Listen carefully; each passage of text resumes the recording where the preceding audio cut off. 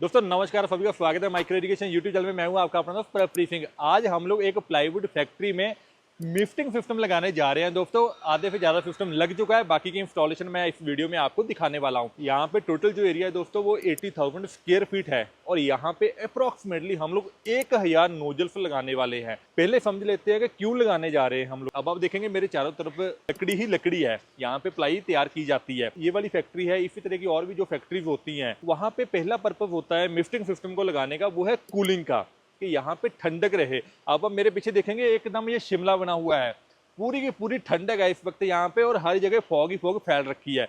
ये जो फॉग है जो यहाँ पे कूलिंग कर रही है, इसका बड़ा बेनिफिट क्या होगा कि यहाँ पे एटमॉस्फेयर तो पूरा कूल हो जाएगा, बट इसकी फॉग नीचे नहीं आएगी, नीचे कुछ भी गीला नहीं होगा।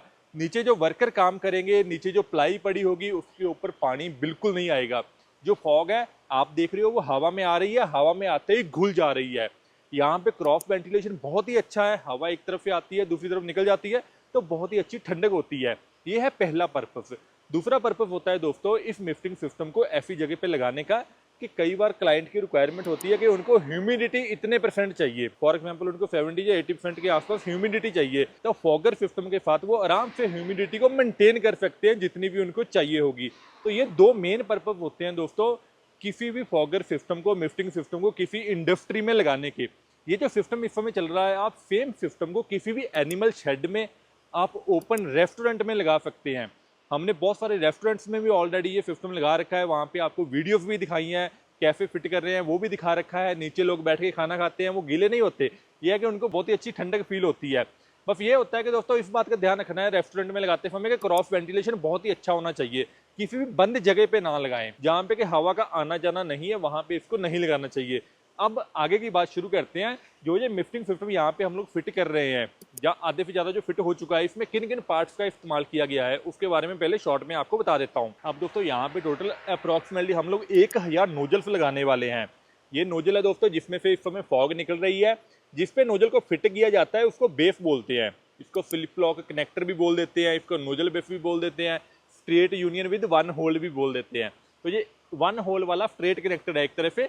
ये है नोजल जहाँ पे फॉग निकल रही है। ये नोजल हाई प्रेशर है। हाई प्रेशर का क्या फायदा होता है कि जैसे आप देखेंगे इस समय ये फॉग निकल रही है, जैसे ही हम मोटर को बंद करेंगे वो वहीं पे पानी रुक जाएगा, पानी की बूंदें नीचे नहीं गिरेंगी। ये बेनिफिट होता है हाई प्रेशर सिस्टम का। अब काम शुरू होता है दोस्तों पंप से। ये आप देखेंगे मेरे सामने एक हाई प्रेशर पंप पड़ा हुआ है। ये पंप दोस्तों आराम से 1500 psi का प्रेशर जनरेट कर सकता है। केजी में बात करूं तो मोटा मोटा 100 kg का प्रेशर आराम से जनरेट कर देगा ये पंप। और ये अलग अलग LPM में आते हैं, लीटर पर मिनट के हिसाब से। जैसे कोई पंप होता है 6 लीटर पर मिनट के हिसाब से पानी फेंकेगा, 100 kg प्रेशर के ऊपर कोई 8 लीटर होता है, कोई 11 लीटर होता है, कोई 15 लीटर होता है। ये डिपेंड करता है कि हम लोग कितनी नोजल्स को लगाने वाले हैं। ये पंप सिंगल फेस में भी आते हैं, ये पंप 3 फेस में भी आते हैं। जो यहाँ पे हम लोग इस्तेमाल करने जा रहे हैं वो है 3 फेस पंप 5.5 HP का, और यहाँ पे हम लोग 15 LPM वाला पंप यूज करेंगे। यहाँ पे टोटल 1000 नोजल्स है, तो हम लोग टोटल 5 पंप लगाने वाले हैं। 4 पंप इन नोजल्स को ऑपरेट करेंगे, 250 नोजल्स को, और एक पंप है स्पेयर के लिए। अब ये जो पंप होता है दोस्तों, पीछे आप देखेंगे मोटर लगी हुई है, आगे ये पंप लगा हुआ है। तो पंप का एक तरफ ये आ गया इनलेट दोस्तों, यहाँ से पानी एंटर करेगा, और यहाँ से इसका आउटलेट है। अब आउटलेट पे दोस्तों एक पार्ट लगता है जिसको बोलते हैं पंप कनेक्टर निप्पल। ये है, इसकी एक तरफ चूड़ी होती है, दूसरी तरफ पाइप लग जाती है। अब यहीं पे अगर हमने वाल्व देना हो तो हम लोग यहाँ पे वाल्व भी दे सकते हैं। ये वाल्व आगे कहाँ काम आएगा वीडियो में आगे आपको बताता हूँ। उसके बाद दोस्तों आगे हाई प्रेशर पाइप। अब ये पाइप जो है हमने यहाँ पे नोजल से नोजल की दूरी 8 फीट रखी थी, तो यहाँ पे जो 8-8 फीट के टुकड़े हमने काट रखे हैं पाइप के। पाइप को जब भी काट रहे हैं बिल्कुल स्ट्रेट काटना है, बिल्कुल सीधी पाइप काटी जानी चाहिए, नहीं तो जब उसको हम लोग इस नोजल बेस में फिट करेंगे अगर वो टेढ़ी मेढ़ी होगी तो वो लीक करेगी। तो इस वीडियो में आपको इंस्टॉलेशन के बारे में सारी चीज़ों के बारे में पता लग जाएगा। ये पाइपें आ गई दोस्तों। ये पाइप जो है ये 140 kg का प्रेशर सहन कर सकती है। सिस्टम हमारा इस समय 100 kg पे चल रहा है, बट जो हमने पाइप यूज़ की है वो 140 kg प्रेशर सहन करने वाली पाइप इस्तेमाल कर रखी है। पाइप के बाद दोस्तों तो छोटी छोटी चीज़ें आ जाती है, जैसे जो टी आ गई, हमारी अलग अलग लाइनें हैं, लाइनें 3 तरफ जाएंगी तो वहाँ पे टी डलेगी, लाइन कहीं बेंड हो रही है तो वहाँ पे ये एल्बो आ जाएगी, और उसके बाद ये आगे हमारे वाल्व। अब यहाँ पे आप देखेंगे टोटल यहाँ पे हमारी 55 लाइनें बन रही है, तो 55 की 55 लाइनों में हमने सेपरेट वाल्व दे रखे हैं। अब मान लीजिए यहाँ पे एक तरफ मशीन आ रही है या नीचे कोई और काम चल रहा है, तो जहाँ पे मशीन आ रही है वहाँ पे हमने नोजल नहीं लगा रखी, वहाँ पे हमने गैप दे दिया है। यहाँ पे कुछ और काम चल रहा है, हमें एक लाइन को बंद करना है, तो वहीं से मैं इस वाल्व को बंद कर दूंगा, वहाँ से आगे पानी नहीं जाएगा। तो ये वाल्व का बेनिफिट होता है कि किसी भी एक सिंगल लाइन को बंद किया जा सकता है। तो ये थे दोस्तों इसमें सारे इस्तेमाल होने वाले पार्ट्स। अब करते हैं इसकी बात इंस्टॉलेशन की। ये जो फैक्ट्री है दोस्तों, इसकी टोटल हाइट है अप्रॉक्सीमेटली 40 फीट, 40 फीट के आसपास। अब यहाँ पे जो ये पाइप होती है, इसको बांधने के लिए कुछ नहीं है। साइडों में पोल लगे हुए हैं, पिल्लर्स हैं, साइडों में बांधा जा सकता है। बीच में अगर मैं ऐसे ही इस लाइन को डाल दूंगा तो वो पूरी लप जाएगी, ऐसे पूरी झूलेगी नीचे को। तो इसका जब काम शुरू करना है आपने, तो सबसे पहले रोप वायर लेनी है। हम लोग यहाँ पे दो तरह की रोप वायर यूज़ करने वाले, एक मोटी वाली और एक पतली वाली। मोटी वाली को हमने एज ए मेन लाइन ले लिया, एक तरफ हमने पूरी मेन लाइन डाल दी। जो छोटी वाली रोप वायर है वो हमने सब लाइन डाल ली है। सारी रोप वायर डालने के बाद एक बात का विशेष ध्यान रखना है कि रोप वायर को सीधा दोनों तरफ से बांधा नहीं जा सकता। एक तरफ से बांधे, उसमें क्लम्प डाल ले, क्लम्प को टाइट करें, दूसरी तरफ जाके उसमें एक कुंडी डलेगी। ये कुंडी क्या है दोस्तों, जैसे आप वीडियो में देख रहे हो, इससे क्या है कि हम लोग एक बार कुंडी को टाइट करके एक क्लम्प डाल देंगे, उसके बाद कुंडी को टाइट कर देंगे, सो दैट जो हमारी वायर हो एकदम स्ट्रेट सीधी हो जाए, वो लफे ना ऐसे।